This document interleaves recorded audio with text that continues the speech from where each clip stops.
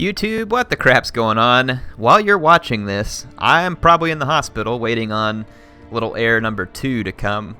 So yeah, that'll be a big day for me, but I'm trying to get this recorded ahead of time so that you all don't really feel the difference. Though if I get a little bit spotty on you here the next few days in terms of missing a day or two with the video, it's because I'm very tired, bringing a new one to the world, but I really enjoy this, and I'd like to do my best to keep up with it, just to see if I can balance out what new life is like. Don't worry, I'm not going to be taking time for my family or anything. Let's jump into this. So Sol Invictus sends me a replay on Warhammer. That's different. I was thinking he might pull out the Swaby here and take on Bretonia with the Swaby. It looks like he's playing against a clanmate, maybe. These are both SH, so it's going to be vampires versus Bretonia. Let's check out this replay. I would play some battles for you here before I leave, but for some reason, matchmaking's broken right now. So I don't know why I can't get into matchmaking. So fortunately, I have lots of awesome viewers and other awesome people in the community send me replays, and that's what we're looking at here. So let's see how Sol Invictus takes on Bretonia. Holy deployment? Okay, it was with Vlad. Or no. Okay, he just deployed over there, so I just missed it. We got a Master Necromancer on a Hellsteed here. 2 standard Black Knights. Blood Knights. The 2 standard Black Knights are not going to be great versus any Bretonian cavalry, but could do a lot of damage versus infantry or archers if they get there. Crypt Ghouls are fast moving with poison. Could be a nice unit for the flanks, once again, to try and get at fast moving archers. Front line of skeleton spearmen guarding the grave guard. That's kind of a funny way to say it, but that's a good choice, actually. And then we got 2 corpse carts with balefire, and these corpse carts are going to provide extra buffs to the vampire troops that are within their area of effect. So a pretty good way of making your vampire troops give you more. I like that he just picks standard graveguard, of course, because standard graveguard is going to do good against unarmored infantry, and against Bretonia, that's what you're certain to face. 3 Pegasus Knights and a Luan Leoncoeur. No other heroes in the army. It's a very interesting choice. Air spam from vampires would still be a pretty big risk, even though it's just Leoncoeur, because there's all these archers on the ground, and the Bretonian could just camp their air piece right over the top of the support of these archers, and it would leave the vampires in a pretty nasty spot. Let's check out the cavalry he's fielding here. Knights of the Realm. Knights of the Realm. So 3 Knights of the Realm. Looks like 4 spearmen at arms and 2 men at arms with pole arms, and then 3 archers. Interesting. I guess the Pegasus Knights and the Knights of the Realm were the majority of the spend here, because it's not a very big infantry component from Bretonia. But I don't think Bretonian infantry is probably really a ton of what you want to field against the vampires. The Blood Knights are going to own the fight versus versus Knights of the Realm, and I don't know how much the Pegasus Knights could help that. The Pegasus Knights could potentially be helpful for trying to get at the corpse carts, maybe, if they could get away from... There's a lot of spears on the ground here, and Pegasus Knights crumble pretty quick when they hit the ground. I'll summon dark forces. Wait a minute, what? Oh. It said Master Necromancer when I was going over this. I was like, that's not a Master Necromancer, it's a corpse cart. Alright, let's see what happens here. Pegasus Knights swinging around. The vampire is going to have to approach, because the vampires always do. They don't have any range component. Not much the vampires can do to force an opponent at them. That's not their game. So the Bretonian archer is going to open fire. Again, Bretonia moving to surround the vampire army. Vampires can't rout, but if you break their leadership, they will crumble and sometimes disintegrate if the leadership is broken enough. So definitely want to still surround the vampires. If you get into a game where you try and just go head on with them, with all the regen and everything else, you're going to be in a bad spot. It's not what you want. Let's go in here and watch, see what happens. Okay, nothing missing in the air, just some Pegasus Knights over there. Here comes the main charge of the vampires. These skeleton spears coming straight at the main line. These ones are already crumbling now because they've been hit by so much arrow fire. No decisive engagements going on yet. I just wanted to give you a bit of cinematic. So here comes the Crypt Ghouls in. That's actually a pretty nice move, though charge defense on all the Bretonian infantry is going to negate some of the initial damage of the Crypt Ghouls. Okay, here comes the Pegasus Knights coming right after the corpse cart. Not completely unexpected there. The Black Knights are going to actually do pretty darn well versus Pegasus Knights, and then the Master Necromancer is there to support. Crypt Ghouls, Cavalry combining against the Knights of the Realm. The poison will help win that fight. That's a Blood Knight too, so it would have won that fight anyway. Blood Knight out here crushing a Knights of the Realm. Master Necromancer looking to make his way into the back lines. Wonder why Leon Kerr... Okay, Leon Kerr's right in the middle of the fight. He should probably be focused on this Master Necromancer, and the Master Necromancer might want to stay close to a Blood Knight, if at all possible, because that's going to be one of the few units that can really... Ooh, Wind of Death. Got through this unit. Didn't hit any others, but it sure wrecked that polearm. Got quite a few kills there. 43 kills on the Master Necromancer.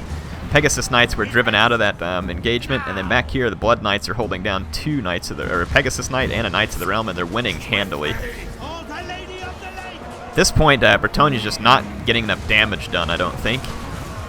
Blood Knight is free. It's going to wreck through these spears because they're in a thin formation, so there's no way they can stop it. And then the Blood Knights are going to continue right on into all the archers. What a beautiful background for this battle, too. Blood Knights are a really good-looking unit anyway. Let's check out the Vampire Army. With the support of the Corpse Guards, the Vampire Infantry is going to do very, very well. And you can see that they're just wrapping up all the Bretonians. A lot of wavering right now on the side of the Bretonians, and these Blood Knights are just going to go ape crazy out here. Vampire ape crazy. Bretonia has nothing to counter this back here, and even if he could bring like Leon Kerr back, Leon Kerr is not going to want to fight Blood Knights. Not if he has a choice. So this is going to be a decisive victory over Bretonia. Really like it. The focus, there's a lot of cheap infantry, but when you back them up with the Corpse Cart, they're going to do really good against cheap Bretonian infantry. Skeleton Spears don't have much of a charge bonus, so the charge defense for the Bretonians doesn't really net them out much. And then Graveguard are the same way. They don't really have a charge bonus, so to speak, but with all the stat buffs here, look at that, 30 and 44 on attack and defense. That's pretty good for a Graveguard unit. And they're going to be darn near impossible for the Bretonian infantry to kill. And then the Blood Knights, in my opinion, leave a nice option to help take down Bretonian cavalry or air. It's going to be good against both. Keeping the Vampire Lord on the ground, I believe, was a good choice too. Master Necromancer is an interesting choice. Look at that Scroll of Power, so you can do an ability recharge.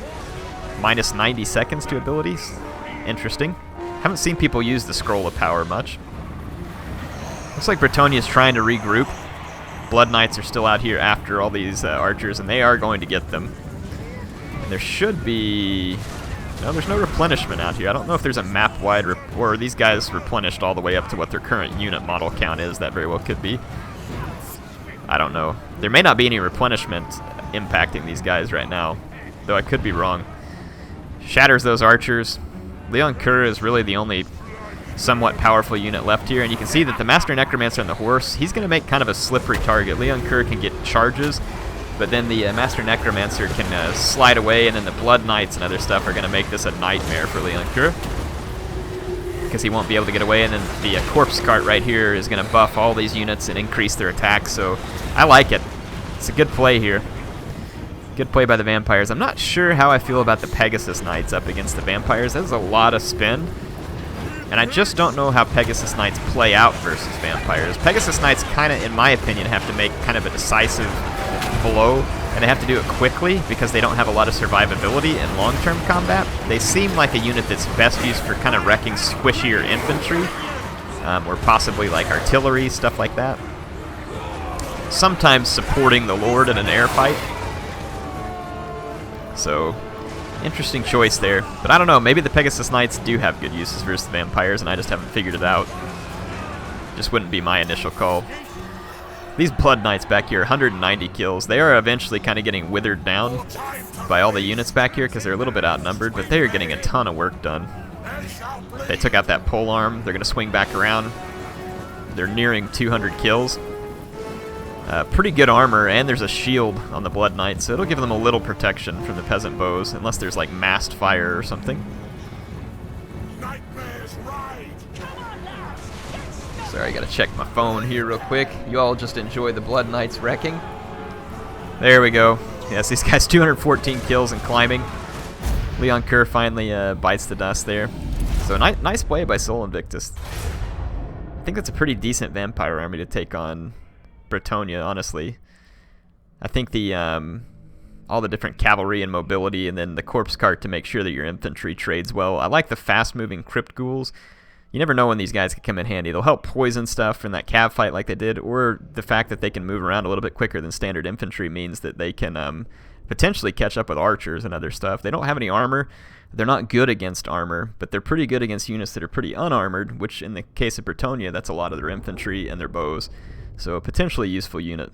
Master Necromancer would be interested to see what Soul Invictus says as to why he picked him, if he just wanted to go with a lord that saved him some money for the rest of his army, and that very well could be. Not exactly sure, but I mean, it worked out for him. Certainly didn't hurt anything, and that Wind of Death basically helped take a pole arm off the field. So, hope you all enjoyed that one. I appreciate him sending that in. Appreciate you, my awesome viewers. Tell me what you think of his army there, how you think that plays out. I hope you're doing well, and like I said, I appreciate you all every day that you come to watch this. I love making it for you. I know life is busy for me right now, so like I said, if I miss a day here or there, bear with me, but I'm doing my best, and like I said, I don't want you all to miss anything, because it makes me proud to know that I'm trying to give you all something you enjoy every day, and it's something fun for me to do also. And you know, one of these days, who knows, maybe the little heirs will get to pick up some of this from me. It's a long ways down the road. I will see you all soon. HeirofCarthage signing out.